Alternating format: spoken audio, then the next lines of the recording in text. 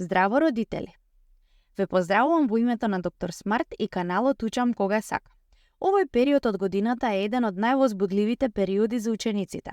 Период исполнет со измешани емоции пред завршувањето на училишната година, кога треба да се постигнат сите задачи, но истовремено и чувство на среќа, бидејќи наскоро доаѓа период на целосна слобода и релаксирање, а тоа е летниот распуст. Родителите во Чикор со своите деца заедно ги преживуваат овие периоди и бура од емоции. Често пати знаеме да кажеме дека летото брзо поминало, па така родителите да ги обземе страв од почетокот на новата училишна година. Но зошто е тоа така? Од што се состои тој страв? Стравот е предизвикан од помислата дека времето за адаптирање и повторно враќање на редот кој го воспоставиле за време на минатата училишна година како да исчезнува за време на летниот распуст. Прашањата кои произлегуваат во мислите на родителите се: колку време и енергија ќе треба да вложам за да го вратам детето повторно назад во она училишна рутина која што едва ја постигна моето дете? Дали ќе успеам? Што да направам за да постигнам константни навики и да го намалам стресот пред новата училишна година?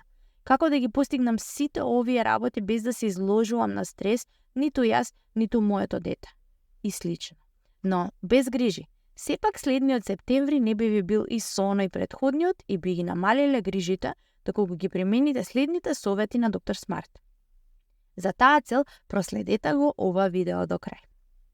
Доктор Смарт е тука за вас и преку лето, за да влезете во следната училишна година без страф и притисок, а со развиени добри навики. Па ајде да започнеме постепно од почеток и да одговориме на првото прашање. Колку време и енергија ќе треба да вложам за да го вратам детето повторно назад во она училишна рутина? Може би мојот одговор ќе ви изненади, но сигурна сум дека ќе ви биде корисен.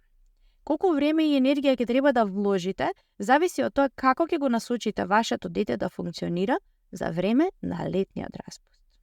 На што мислам со ова? Се согласувам дека летниот распуст е време за забава и релаксација. Но тоа не е период во кој што детето треба потполно да се ослободи од неговите обврски. Тоа значи дека домашните обврски, како на пример местење на својот кревет, чистење на својата соба, меѓусебно помагање во завршување на домашните обврски, само дел од работите кои ќе помогнат за одржување на еден вид на рутина и ќе спречат целосно опуштање. Но како сето тоа да го поврземе со рутината за време на училишната година? Доктор Смарт има предлог. Со читање. Знам дека убаво се изнасмеавте или пак ви летат прашалници низ главата за тоа што зборувам, но бидете трпеливи, се ближиме кон поентата. Читањето лектири може да биде предност, а не треба да значи оптоварување на детето, но како да го постигнеме тоа? Верувајте дека е поедноставно отколку што очекувавте. Во зависност од возраста на детето, јас креирав распореди за читање за секој месец посебно и истите детето може да ги пополни индивидуализирано. Но повторно се прашуваме како да го убедите вашето дете да чита. Многу едноставно. Со дозвола да направи избор. Што значи тоа? Избор на лектира, број на страници на читање во денот, период од денот, местото каде ќе чита, начинот, односно нагласили во себе, односно слобода на избор. Ако сакате да успеете во оваа задача, како родители поставете си ги следниве прашања. Дали можам да успеам да го мотивирам моето дете да прочита барем 1-2 страници на ден? Дали доколку успеам, сметам дека тоа може сериозно да биде штетно или стресно за моето дете? Дали можам да бидам одговорен или одговорна и 10 минути во денот да посветам на оваа задача за да успееме? Дали можам да истраам и да проверувам дали се исполнува задачата секој ден? И опционално прашање, дали можам да бидам пример за моето дете па да седнам да читам нешто, например книга, весник, списание во физичка форма, во ист период со своето дете? Може би не верувате во ова, познавајќи го вашето дете, но верувајте дека доколку се обидете, ќе сватите колку не сте го познавале и не сте му верувале на потенцијалот на своето дете. Единствен начин да не успеете е да не се обидете и да не бидете упорни и истрајни. Мораме да бидеме искрени дека 1-2 страници на ден за деца кои немаат навика за читање се еден огромен чекор на создавање на навика од повеќе аспекти.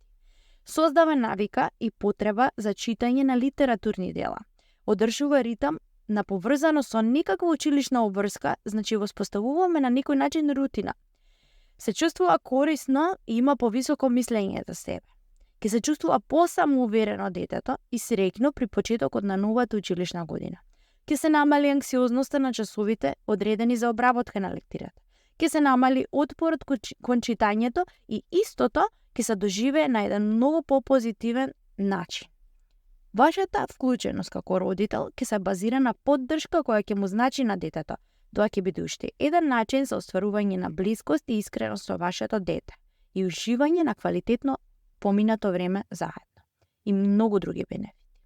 Ве охрабрувам да започнете уште утре.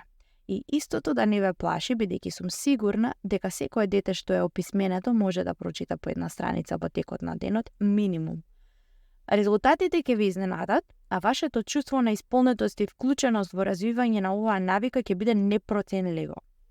За совети на кој начин да го направите првиот разговор со вашето дете на оваа тема и како да одреди план, а вие да го поддржите, вклучете го моето видео совети за планирање и правење распоред за читање на лектири за време на распуст.